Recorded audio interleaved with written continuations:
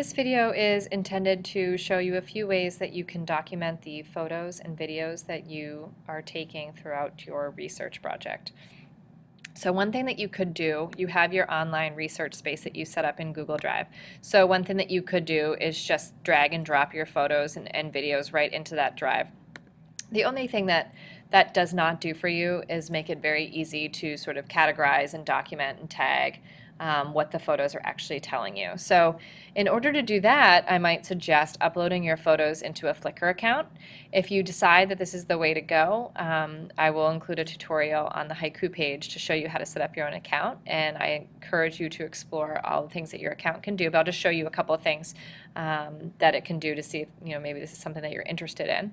But on Flickr you can create sets of photos, so that's one helpful thing. Right now you're looking at my photo stream, which is really just an account of all of the images that I have stored. But you can create sets, okay, so maybe you're documenting various stages of your project. If that's the case, you can create subsets within there. You can see I have a subset called conic sections, where I had students sending images of items that they thought maybe fit a conic section shape. But you could certainly create sets to achieve various goals. But if I go back to my photo stream and I look at this flu pandemic image, I see that I have a title called Spanish flu, but what I might want to do is be a little bit more descriptive, especially if you're documenting parts of your project. You may want to say exactly right here in this section what was going on at that moment, so that when you return to it there's not a question. You'll also have information about when the photo was taken, and you can include the people in there just so that you don't lose any information. And another important thing might be to add tags. You can see the tag that I've already added is graph. Maybe I'll add flu to that, so that this becomes an easily searchable set of images. So really trying to make this easy to use, and this is also something that if you're working in a team, you can share your set with the other members of your team and you can all contribute to it.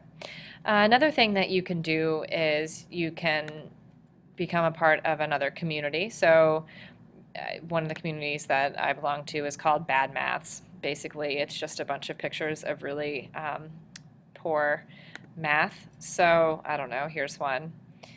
Yeah, so that's not quite right. Okay, but anyway, so you can share images with other people. Maybe your mentor wants to get in on it, or there are other people who are doing something similar to you that are documenting their work. So that's something that you can also search.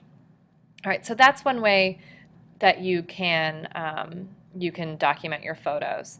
Now, documenting videos, there are a couple ways to do it, but you're probably going to want to set up a YouTube account in order to do that. It's very easy to upload videos that you're taking on YouTube.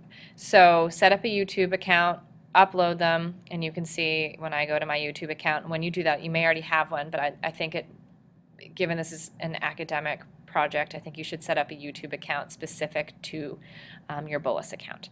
And then you can see in here some of the videos that I have, either documented or that I created or that I follow. But just a great way of keeping track of your work. If you're creating any videos like the one I'm creating here, where you're telling somebody something, or you want to track the work that you did, it's visual, but you also want to overlay it with some sound, you can use Screencast-O-Matic or something else like that. It's one that I'm using. It's free. It's very easy to use. You don't even have to sign up for an account. It's super easy to use. So anyway, so I'd really suggest maybe looking into this. But either way, if you decide to drag and drop your photos into your Google Drive, that's totally fine. Just make sure you have a way of documenting what was going on in those photos. If you choose to use Flickr and YouTube, I really strongly suggest putting a link to each of those in a photo folder in your online research notebook.